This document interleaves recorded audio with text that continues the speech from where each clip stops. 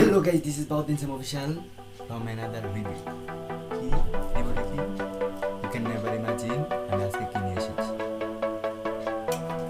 তো শুরু করা যাক এটা unboxing.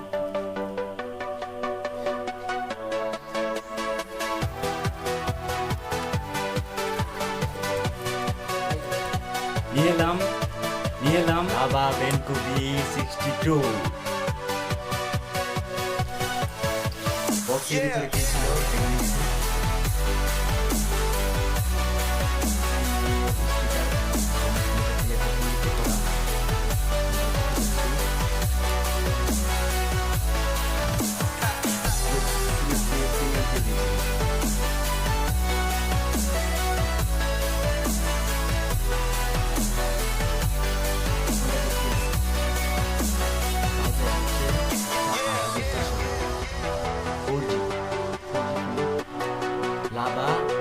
Benco V62 6.1 inch 80 plus water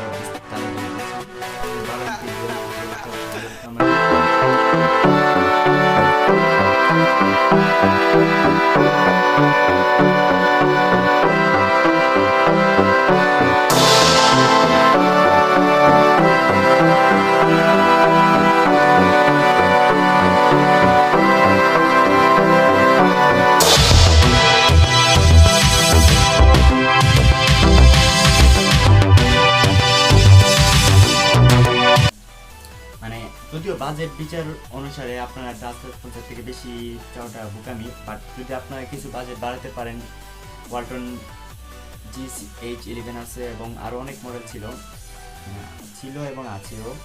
old model থেকে বর্তমান মডেলগুলো কী করতেছে আমার মাথায় আসে না। অ্যান্ড্রয়েড 11 দেওয়ার কী দরকার ছিল? অ্যান্ড্রয়েড 10 বা 9 কিন্তু মোটামুটি বর্তমানে যে অ্যাপগুলো প্রত্যেকটাই চলে। আর 2 GB র্যাম অনুসারে মোবাইলটাতে র্যাম ম্যানেজমেন্ট খুবই বাজে। সিস্টেমই খেয়াতে 1.4 GB 1.1 GB বা 1.2 GB 1.34 GB। আর এতে ডিসপ্লে হিসেবে ইউজ করা হয়েছে ওয়াটার ড্রপ HD+ ডিসপ্লে। আর কালার স্ট্রাকচার খুবই রেজুলেশন খুব কম, ফাটা লাগতেছে, গোলা টাইপের, কিন্তু কন্ট্রাস্টও কম। ক্যামেরা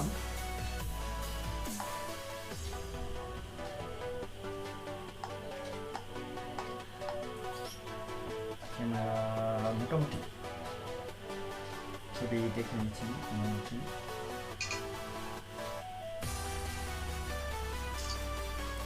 শাটার স্পিড খুবই স্লো, কতক্ষণ লাগছে দেখছেন একটা ছবি তুলতে। তো যেটি হোক, আমি কেন ফোনটা রিভিউ করতে আসতাম জানেন? মাত্র 8,400 বাজেটে কি তারা কি প্রাইস অর্থে কোনো কিছু জিনিস দিতে পারছে নাকি দিতে পারে নাই আমি বুঝতেছি না কিভাবে দিবে তারা। জিপিইউ হিসেবে ইউজ করেছে মালি T820, কিন্তু এসওসি হিসেবে ইউজ করেছে, আমি নামও শুনি না, SC9823 কি জানে নাম, কি বুঝলাম না। পার্টিটার বেঞ্চমার্ক দেখতে হবে। এখন 8,400 বাজেটের এই ফোনে কি ফিচার ছিল?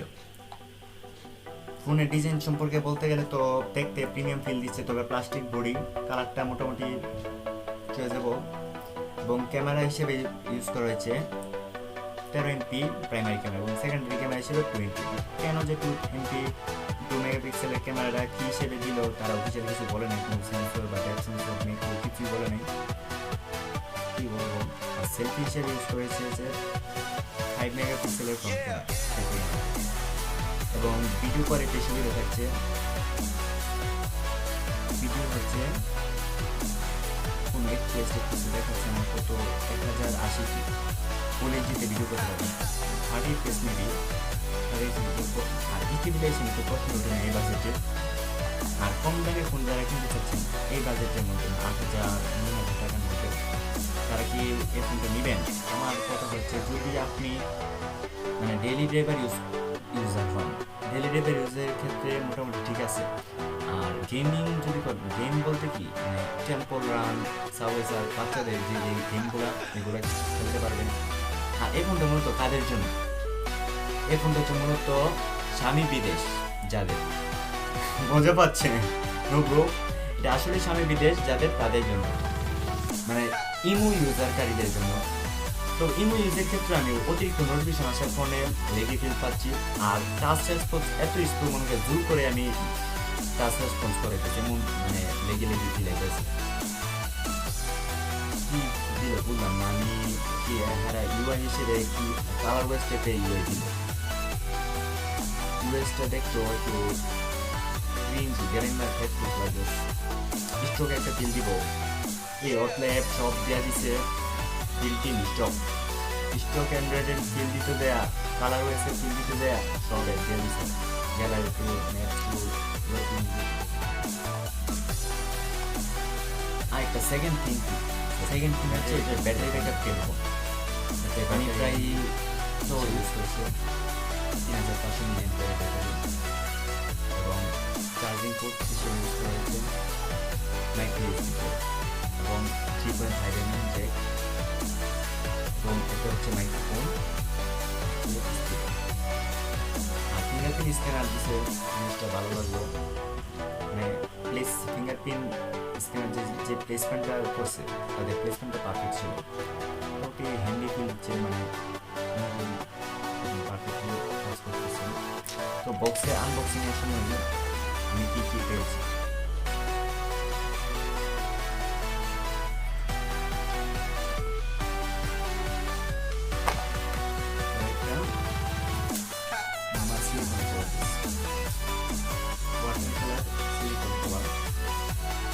ম্যাক্সিমাম সময় এগুলা মজা করে দেখতে কিন্তু খুবই প্রিমিয়াম জিনিস এবং সুন্দর লাগতেছে। Normal but gorgeous.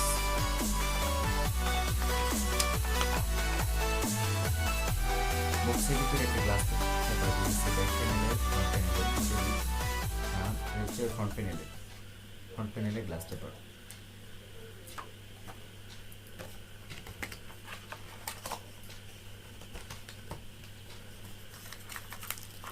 ও ভাই সিরিয়াসলি ভাই ইয়ারফোন পাইলাম আমি প্রায় মানে অনেক দিন পর ফোন আনবক্স করার সময় কোনো ইয়ারফোন পাইলাম।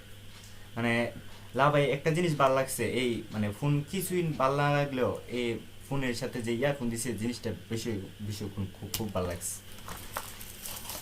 5 ওয়াটের একটা চার্জার দিস, অরিজিনাল চার্জার, একটা মাইক্রো ইউএসবি কেবল দিস, দেখা যায় কেবলটার কোয়ালিটি কেমন। মোটামুটি ভালো। ও সিরিয়াসলি সিম ইনজেক্টরও দিয়ে দিচ্ছি না, স্বাভাবিক সিম ইনজেক্টর সব কোম্পানিগুলো দিই, আর কিছু দিই নেই। বাট ইয়ারফোনের বিষয়টা খুবই ভালো লাগছে, খুবই জোস, জিনিসটা ভালো লাগছে, অনেক বছর পরে পেলাম। তো কি বলবো, মানে ফোনটা আসলে স্বামী বিদেশের জন্য ভিডিও কোয়ালিটি আমি ভিডিও প্লে করতে যা দেখলাম লেগে ফিল আসে, মানে 2K ভিডিও বা 1080p ভিডিও প্লে করলেই মনে হয় যে ফোন ভাড়া মারতেছে। ওয়ালপেপার দেখলে বোঝা যায় ভাই খুবই বাজে রেজলিউশন, এই ব্যাটারি রেজলিউশন খুব বাজে। তাদের 5 থেকে 10-15 মিনিট ইউজ করার পরে 2% চার্জ কেটেছে, মানে স্ক্রিন অন টাইম 5-6.5 ঘন্টার মতো করা যেতে পারে।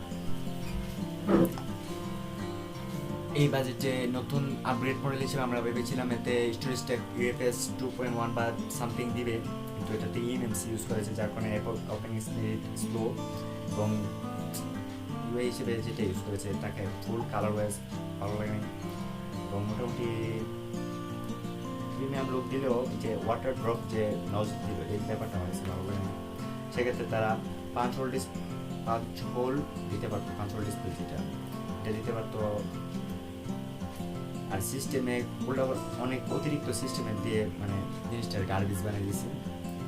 তো অবশেষে আমার কথা হচ্ছে, যদি আপনি স্বামী বিদেশ দেখে তাহলে আপনারা এই ফোনটা নিতে পারেন ইমো ইউজ করার জন্য, এবং যদি টুকটাক ইউটিউব ভিডিও প্লেটে করেন তাহলে সেক্ষেত্রে ঠিক আছে। ব্যাটারি ব্যাকআপ মোটামুটি ঠিক আছে, চার্জিং স্পিডও মোটামুটি 1-1.5 ঘন্টায় ফুল চার্জ হয়ে যায়। আর তো পাশে থাকুন, পরবর্তী ভিডিও পাশে পেতে সাবস্ক্রাইব করে পাশে থাকুন।